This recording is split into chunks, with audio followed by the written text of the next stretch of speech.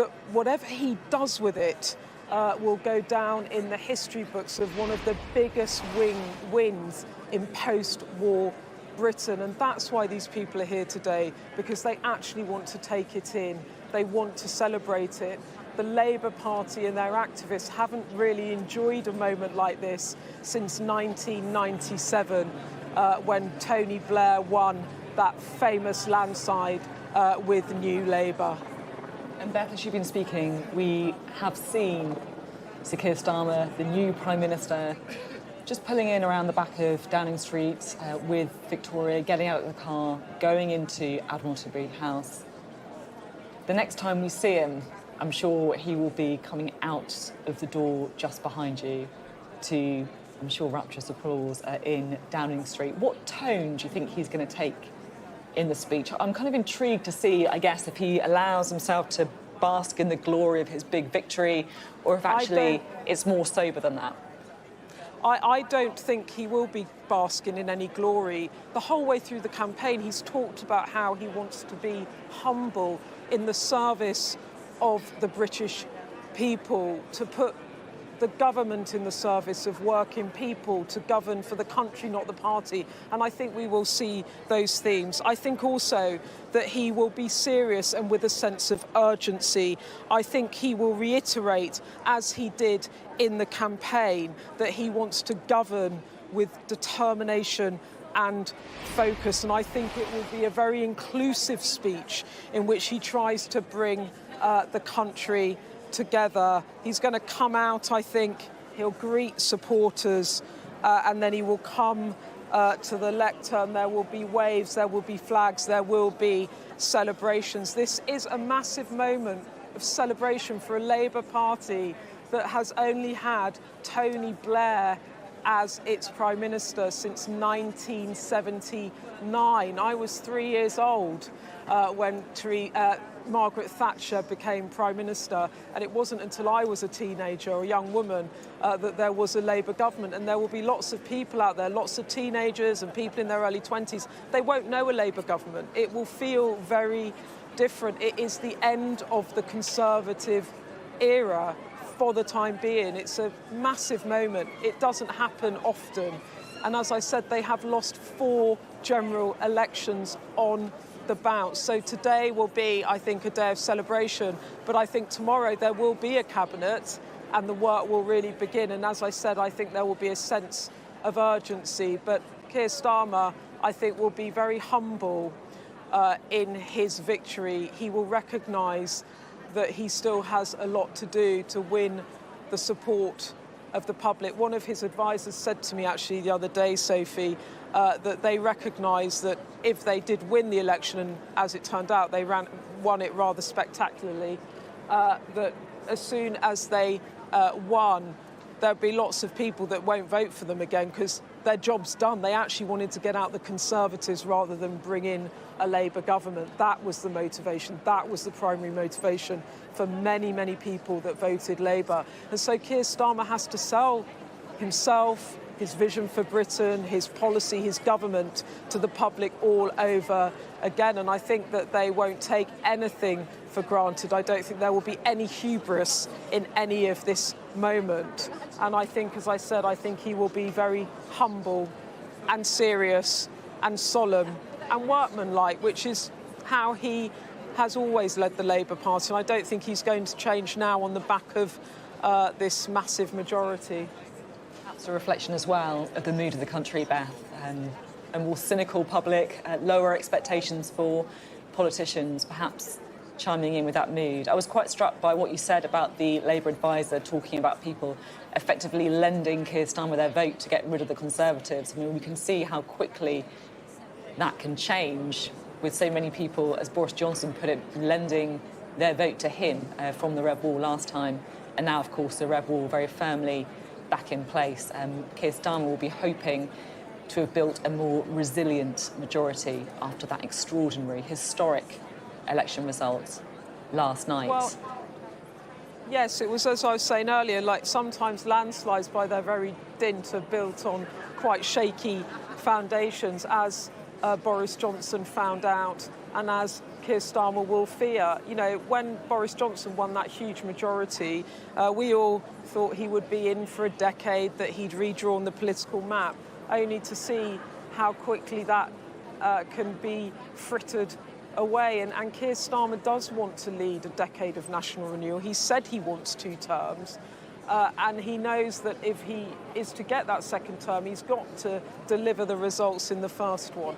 It's interesting too, Sophie, you were talking about him. He will be a 70-year-old man if he does win 2 terms. He's in his early 60s now. He's got 2 teenage children, so this will be his project, if you like. The other thing I would say about him that's a bit different from many other prime ministers is he does come from a working class background. He is unusual in that. There haven't been a string of prime ministers that have walked through the doors of Downing Street that came from a background like his.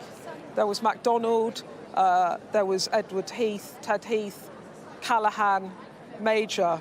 He's also the 5th Labour leader now to win from opposition. He goes into the Hall of Fame with MacDonald, Attlee, Wilson, Blair, and now Sir Keir Starmer. He's the 7th Labour Prime Minister that this country has had. And as I said, he will hope that he can have a decade in power if he uses this majority wisely and if he delivers on some of the promises that he has made the British people. And I think from the get-go, that is going to be their aim and endeavour. Thank you, Beth. Well, as Beth was saying, we are awaiting the first speech by Sir Keir Starmer. We are watching the door of number 10. Keir Starmer today becoming the 58th Prime Minister of the United Kingdom. Just 6 of his predecessors had been Labour politicians, so this does not happen often.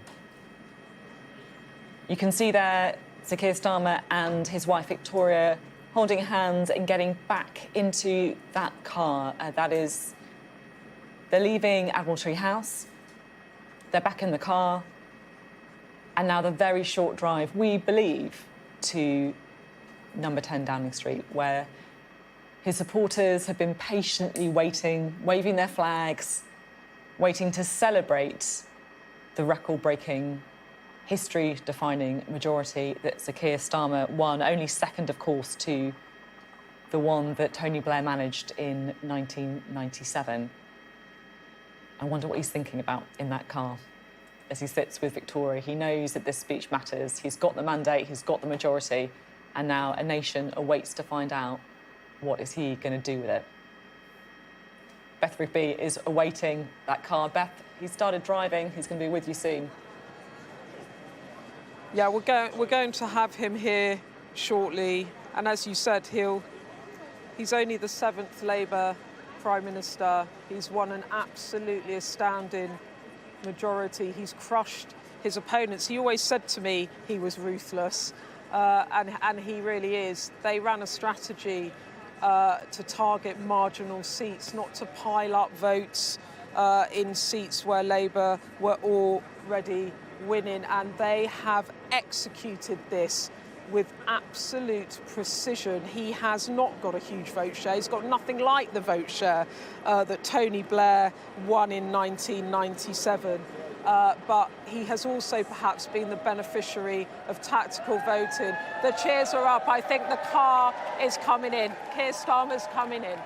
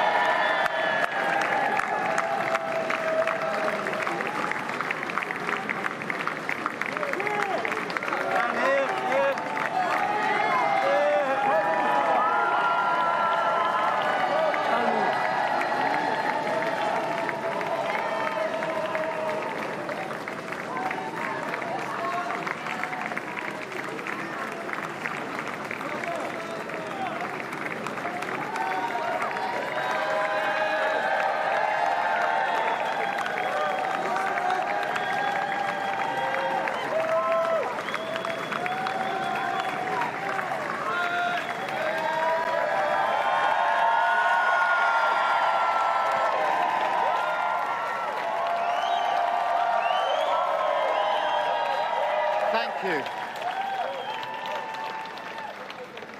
Good afternoon.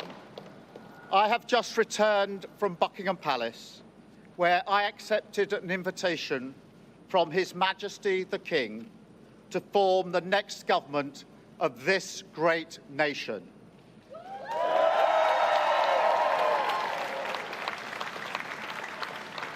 I want to thank the outgoing Prime Minister, Rishi Sunak. His achievement as the first British Asian Prime Minister of our country, the extra effort that will have required should not be underestimated by anyone. And we pay tribute to that today. And we also recognise the dedication and hard work he brought to his leadership. But now our country has voted decisively for change, for national renewal, and a return of politics to public service. When the gap between the sacrifices made by people and the service they receive from politicians grows this big, it leads to a weariness in the heart of a nation, a draining away of the hope, the spirit, the belief in a better future, that we need to move forward together. Now, this wound, this lack of trust, can only be healed by actions, not words. I know that. But we can make a start today with the simple acknowledgement that public service is a privilege and that your government should treat every single person in this country with respect. If you voted Labour yesterday, we will carry the responsibility of your trust as we rebuild our country. But whether you voted Labour or not, in fact, especially if you did not, I say to you directly, my government will serve you. Politics can be a force for good. We will show that. We've changed the Labour Party, returned it to service, and that is how we will govern. Country first, party second. Yet, if I'm honest, service is merely a precondition of hope, and it is surely clear to everyone that our country needs a bigger reset, a rediscovery of who we are, because no matter how fierce the storms of history, one of the great strengths of this nation has always been our ability to navigate a way to calmer waters. And yet this depends upon politicians, particularly those who stand for stability and moderation, as I do, recognising when we must change course. For too long now, we've turned a blind eye as millions slid into greater insecurity. Nurses, builders, drivers, carers, people doing the right thing, working harder every day, recognised at moments like this before, yet as soon as the cameras stop rolling, their lives are ignored. I want to say very clearly to those people, not this time. Changing a country is not like flicking a switch. The world is now a more volatile place. This will take a while. But have no doubt that the work of change begins immediately. Have no doubt that we will rebuild Britain with wealth created in every community. Our NHS back on its feet facing the future. Secure borders, safer streets, everyone treated with dignity and respect at work. The opportunity of clean British power, cutting your energy bills for good.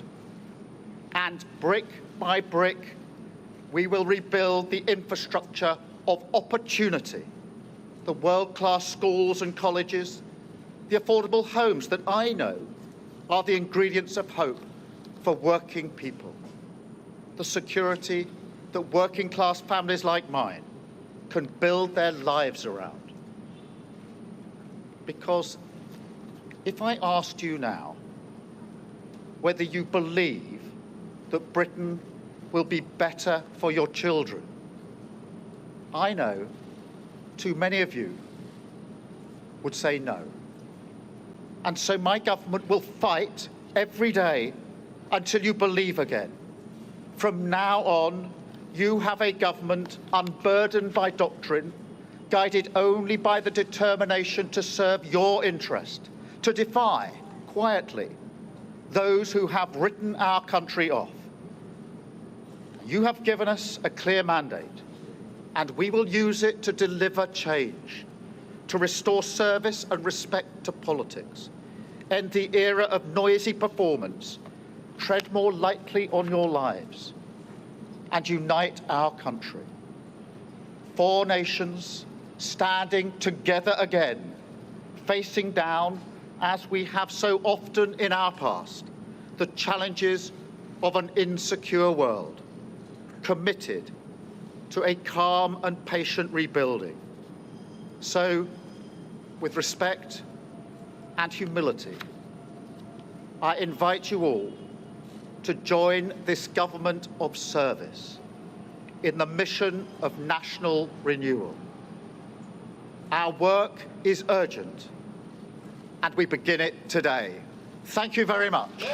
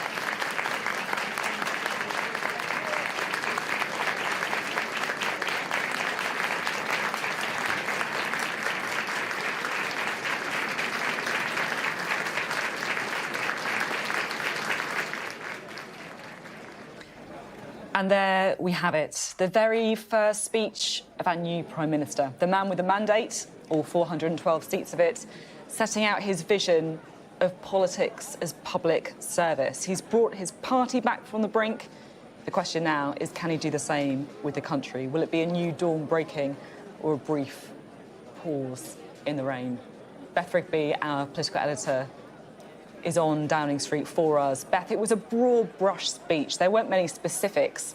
He promised change, but he was careful to say it wouldn't be as easy as flicking a switch. What that was a speech that sought to bring back a country that is divided, tired, worn out, fed up. And I think he tried to speak to the grievance and disillusionment that people are feeling about politicians and public life. And he repeated these sentiments.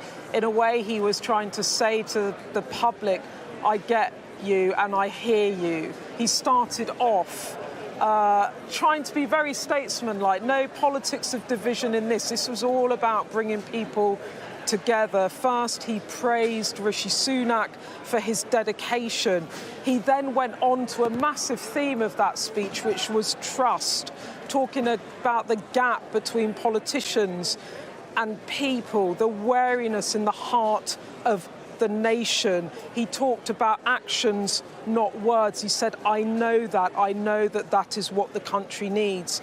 He then moved on to another big theme that we've heard time and again in this election campaign, service. You heard it there, country first, party second. I want to put government back into the service of working people. He talked about stability and moderation. He talked about bringing the country back together. But I think the most emotive part of the speech was when he tried to talk directly to voters, saying, I hear your grievances. He said that a Britain he leads should be better for your children. And he said too many people in this country, if they were asked that, would say no. And he said, I will fight for you every day until you say yes again. He said he'd been given a clear mandate. He said he wanted to end the period of performative politics. And then he ended by saying, with respect and humility, I invite you to join a government of service for national renewal. And all the language in that, it wasn't about a changed Labour Party, really. It wasn't about party politics. It was neither celebratory, it wasn't crowing, it was humble. It really was trying to paint a picture of a Prime Minister that wants to govern for everyone. And he actually reached out again to people who hadn't voted for him and said, I will serve as your Prime Minister regardless of whether you supported me or not. And then in the end of all of that, what you also heard was the sense of urgency about getting on with the job. And within the street, there were tears. I could see tears. It was very emotional. He was very emotional. We say, Keir Starmer isn't a politician that shows much emotion, but there with his wife, Victoria, greeting all the activists, it felt joyful. It felt like the end of one era and the ushering in of another. It was optimistic, and I think it spoke to the grievances of the country. Now, whether he can pull it off is a completely different discussion, which I think we will have increasingly in coming days. But as an opening pitch to a public where the rise of other parties we are seeing in this election, and Labour is winning, but the vote share is low, it was a Prime Minister that sees the problems ahead and thinks he has a way through. Really, a sort of national government, really, is the kind of way he was trying to present it, rather than a partisan Labour one.